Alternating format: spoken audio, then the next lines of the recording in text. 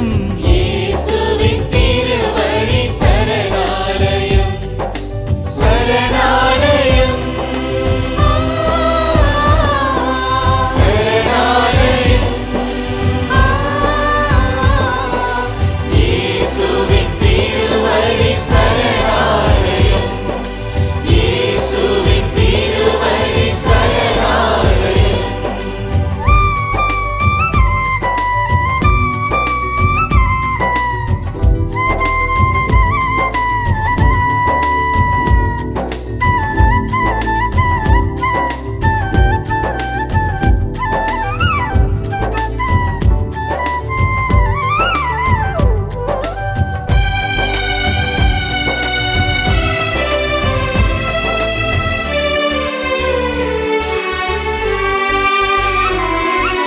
வளமையும் வாழ்வும் இணைந்திடும் போது, இயேசுவின் திருவடி சரணாலயம், வளமையும் வாழ்வும் இணைந்திடும் போது, இயேசுவின் திருவடி சரணாலயம்.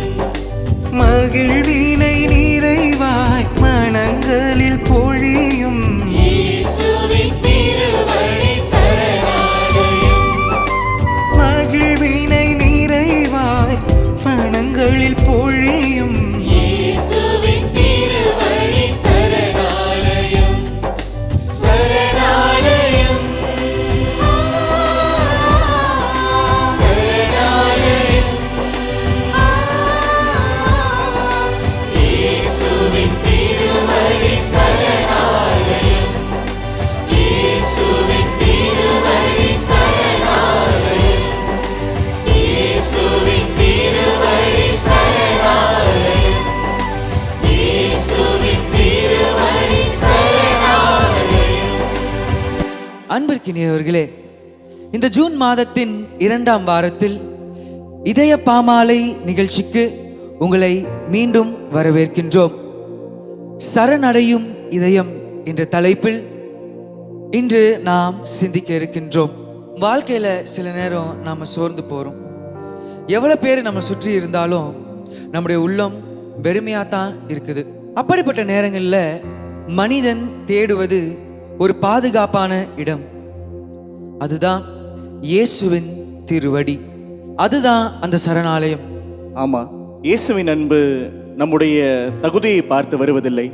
நம்முடைய குறைகளையும் காயங்களையும் அறிந்தே அவர் நம்மை அணுகி வருகிறார். நாம் நம்மை தகுதியில்லாதவர்கள் என்று நினைத்திருக்கலாம். ஆனால் இயேசுவின் திரு இருதயம் நீ என் சொந்தம் என்று சொல்கிறது. அந்த நன்றி உணர்வோடு இந்த பாடலை பாடுவோமா?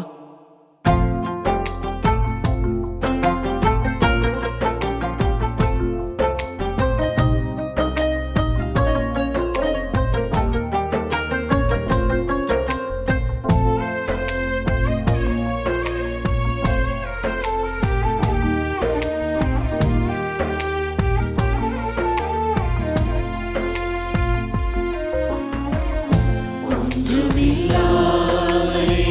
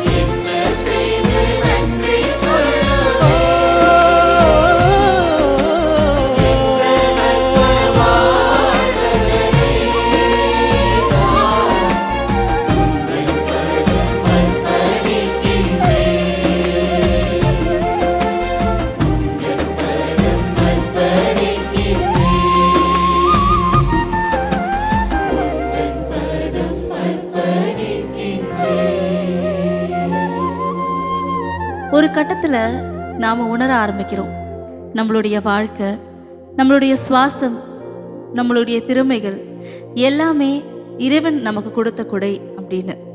அப்போதுதான் இதயம் தானாக சொல்ல தொடங்குகிறது, எல்லாம் உமக்காக. திரு அவை நமக்கு கற்றுக் கொடுப்பது என்ன அப்படின்னா, திரு இருதய பக்தி என்பது இயேசுவின் அன்பிற்கு மனிதன் தரும் பதில். அதே போல புனித தெரேசா கூறுகிறார், அவரிடம் முழுமையாக ஒப்படைக்கப்பட்ட இதயம் பயப்படாது. அதனாலதான் சரணடைகின்ற இதயம் பயம் கொள்ளாது, அது அன்பில் பாதுகாப்பாக இருக்கிறது. வாழ்க்கையில் நான் அவர்களுக்கு பாதுகாப்பான அடைக்கலமாக இருப்பேன் என்று ஆண்டவர் வாக்களிக்கிறார். நம்ம வெறுமையோடு வந்தாலும் அவர் நிரப்புகிறார், பாவங்களோடு வந்தாலும் ஆண்டவர் நம்மளை மன்னிக்கிறார். அது ஏன்னா திரு இருதயம் என்பது எல்லையற்ற இரக்கத்தின் கடல். அந்த முழுமையான அர்ப்பணிப்போடு இப்போது இந்த திரு இருதய பாடலை பாடுவோமா?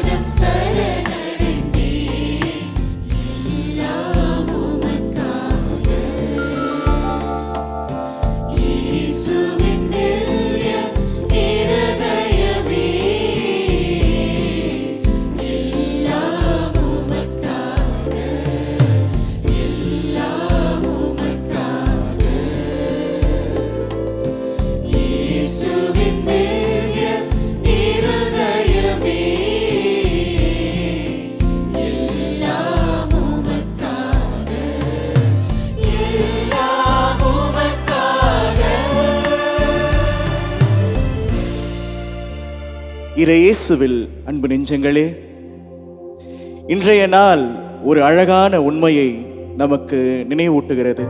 சரணடைதல் என்பது தோல்வி அல்ல, அது அன்பின் மீது வைக்கும் நம்பிக்கை. உலகத்தில் பல கதவுகள் நம்மை மூடிவிடலாம், பல மனிதர்கள் நம்மை புரிந்து கொள்ளாமல் போகலாம். ஆனால் இயேசுவின் திரு இருதயம் மட்டும் எப்போதும் நமக்காக திறந்திருக்கிறது. கரெக்டா சொன்னாரு. அவர் சொன்னதுக்கேற்ப புனித பியோ அழகாக கூறியிருக்கிறார். திரு இருதயத்தில் நம்பிக்கை வைக்கும் ஆன்மா ஒருபோதும் கைவிடப்படாது. நாம வெறுமையோடு வந்தாலும் அவர் நம்மை நிரப்புகிறார், காயங்களோடு வந்தாலும் அவர் நம்மை குணமாக்குகிறார், பாவங்களோடு வந்தாலும் அவர் நம்மை மன்னிக்கிறார். பாவிகள் என் இதயத்தில் அளவற்ற இரக்கத்தை காண்பார்கள் என்று ஆண்டவர் அவருடைய திரு இருதயத்தின் மூலமாக நமக்கு வாக்களித்துள்ளார். இன்று நாம் பாடிய ஒவ்வொரு பாடலும் ஒரே ஒரு உண்மையைத்தான் சொன்னது. இயேசுவே எல்லாம் உமக்காக. அவரிடம் சரணடைந்த இதயம் ஒருபோதும் தனியாக இருக்காது. நாம் ஒன்றை புரிந்து கொள்வோமா? இயேசுவிடம் சரணடைந்த இதயம் ஒருபோதும் தனியாக இருக்காது. ஜெபிப்போம். இயேசுவின் மகா பரிசுத்தமான திரு இருதயமே, எங்கள் சுமைகளை உம்மிடம் வைக்கிறோம். எங்கள் அகந்தையை அகற்றி உம் சித்தத்தில் வாழும் மனதை எங்களுக்கு தாரும். எங்கள் வாழ்க்கை உமக்காக அர்ப்பணிக்கப்பட வரம் தாரும். உம் இரக்கத்தில் எங்களுக்கு அமைதியையும் பாதுகாப்பையும் தந்தருளும். ஆமென். ஆமென்.